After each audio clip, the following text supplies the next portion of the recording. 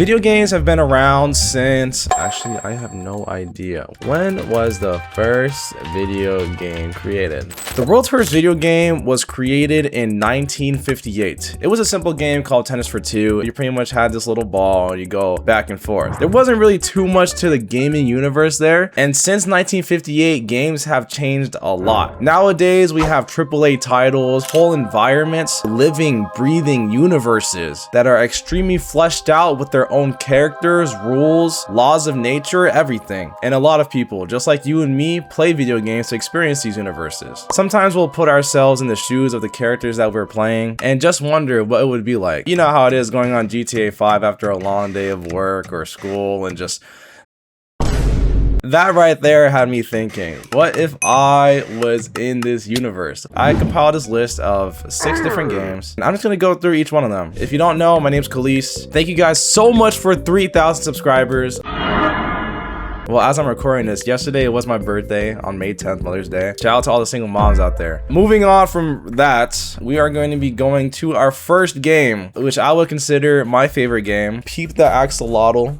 I know y'all see that. I know y'all think it's tough. We're gonna be talking about Minecraft. Minecraft has sold the most copies out of any video game in the entire world, and it is one of, if not the most iconic video game of all time. It's definitely gonna be an interesting take. Let's say I put myself into Steve.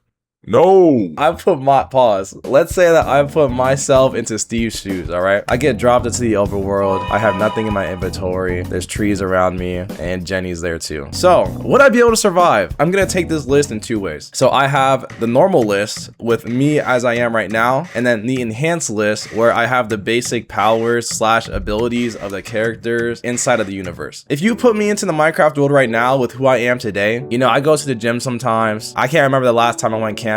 Is it crazy to say that I think I might be cooked? So I don't really walk outside a lot, or damn, I sound like a fucking loser. I don't go out into the forest a lot. I don't go out to the ocean a lot. I'm kind of a homebody. If I have to punch a tree with my bare hands, I don't know how this guy does it, bro. There is literally no way. Only way that I could actually see myself surviving in the Minecraft universe, I'm gonna have to find a village and just mooch off of them. I will have the same abilities as a Mesopotamian child preparing for a harvest. I'm gonna be farming potatoes for the rest of my life. If a zombie comes up to me, I'm cooked. I don't even know if I could do any damage with these. There are a bunch of threats inside of Minecraft. There are, you know, creepers, zombies, spiders, skeletons. There's all these different mobs, but the one mob that I am absolutely gonna be terrified of are Endermen. Now, I'm not gonna say I have a staring problem. I don't know if y'all have ever seen those videos of like those, you know, NBA players who are like 7 feet tall wearing GoPros and everybody's just looking at them. Now imagine that, but you see an Enderman. Not only is he black, he's tall as, okay, no. Not only are Endermen like over 7 feet tall, you're telling me if you see that tall, skinny entity, you're not gonna stare at him? Look.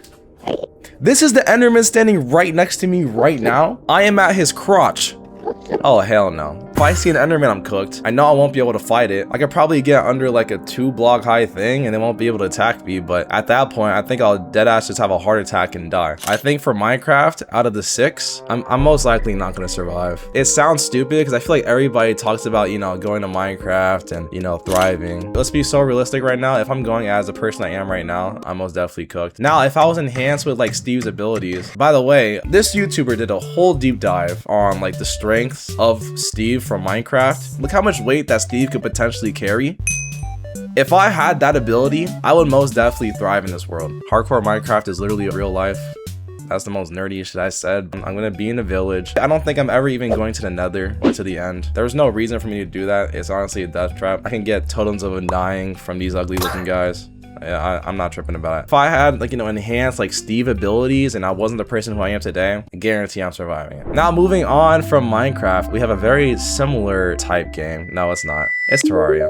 Terraria is not as similar to Minecraft that meets the eye. In Terraria, it is a 2D world. So imagine like, so this is me in 3D and this is me in 2D. So I'm gonna be like this guy right here. So in Terraria, it's not only survival, but I have to deal with bosses. Some of these bosses, I don't even have a choice to fight. I mean, I got the Eye of Cthulhu, King Slime. I have a wall of flesh. Eventually at nighttime, in any of the nights, Eye of Cthulhu is just gonna spawn in and kill me. Imagine getting killed by a gigantic eyeball. Now, I don't know the size of these things, but here. This is a Terraria character relative to size.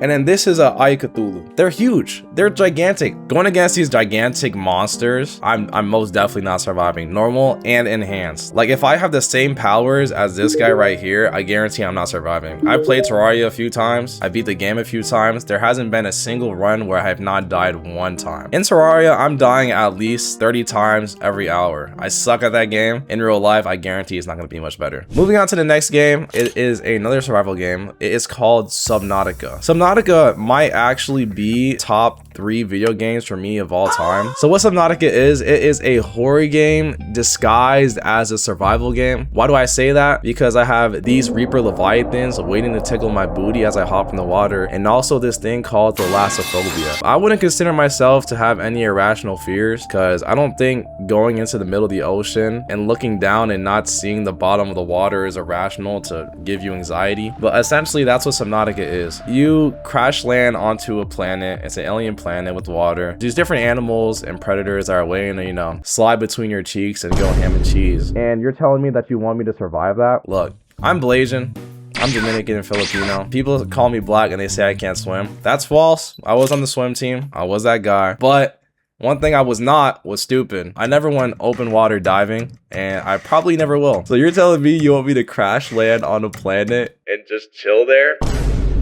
And the funny thing about this game too is the main character is Subnautica. He doesn't have any crazy powers. He's literally just like me. So normal or enhanced, the same way, I think I'm cooked. And not only do I have to survive in a world that's just water, but there is also a disease called Cora. Is that right? Is that the name of the disease? The disease is called Cara bacteria. Yeah.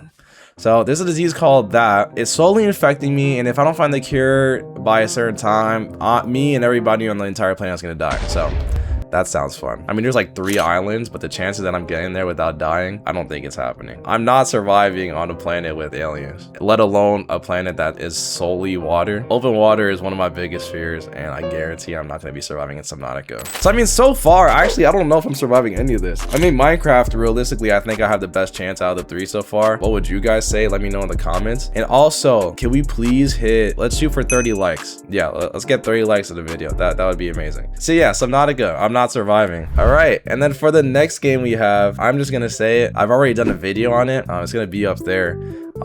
It's Five Nights at Freddy's. I had a whole bunch of people disagreeing with me on my video there. So when I say Five Nights at Freddy's, what do I mean? For this list, in the sake of not having this video go for 3 hours, I'm gonna say I'm talking about Five Nights at Freddy's 1, the most iconic Five Nights at Freddy's game of all time. Will I be able to survive it for 6 hours? I think I will. You're telling me that from 12 a.m. to 6 a.m., I guarantee that I could do it. I have the camera system. I play Five Nights at Freddy's all the time. If I'm not bringing anything into the office and it's just me in there, I guarantee I'll be able to clutch up.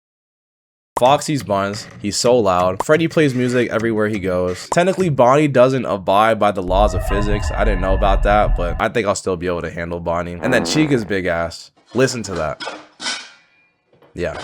I'm definitely surviving Five Nights at Freddy's. It is a horror game, and I will be a security guard. But if I have like 2 Red Bulls before I go in there, and maybe a white monster, there's no way I'm not making that. And then we're gonna be going to GTA 5. What GTA 5 are we talking about? There are 2 main modes in GTA. There's GTA Story Mode and there's GTA Online. For the sake of making things interesting, I'm gonna be talking about GTA Online. The only reason I'm doing this is because in GTA Story Mode, each of the 3 characters, Franklin, Michael, and Trevor, they all have their own special abilities. Like Franklin can drive a car really nicely. Michael could turn things to slow motion.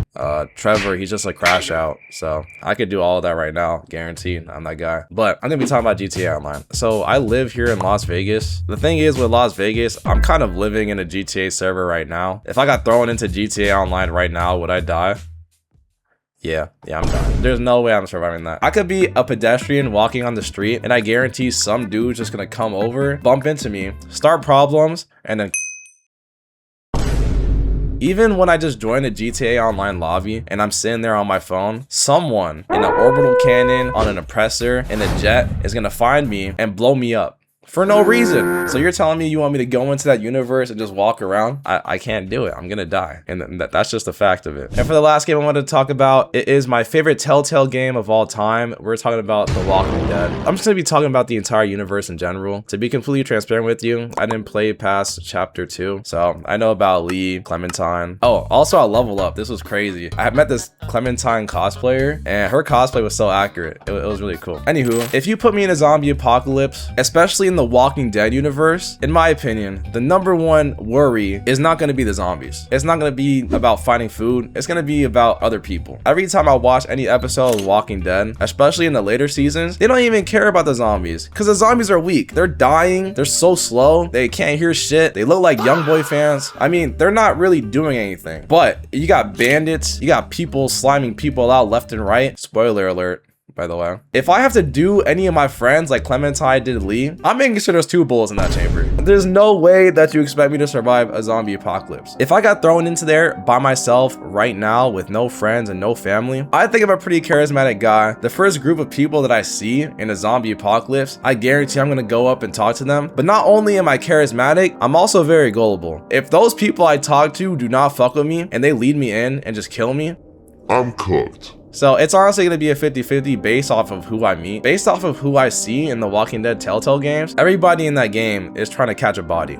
And I'm not talking about, you know what I'm talking about. They're trying to murk me. If I get a good group and they don't try and touch my booty hole, I think that I'll be able to handle it. But that was just a quick little rant I wanted to go on. I was thinking about this video and I'm also potentially thinking about doing a part 2 based off of how good this video does. I wanted to branch out a little bit from my FNAF stuff. Thank you guys so much for 3,000 subscribers. It's been amazing. I gained 2,000 this month. So 2026, the goal, we're going to try and hit 10K. Some would say it's unrealistic. I say we might have it. Thank you guys so much. My name's Kalist. Do not forget it. I love you guys so much, and I'll catch you later.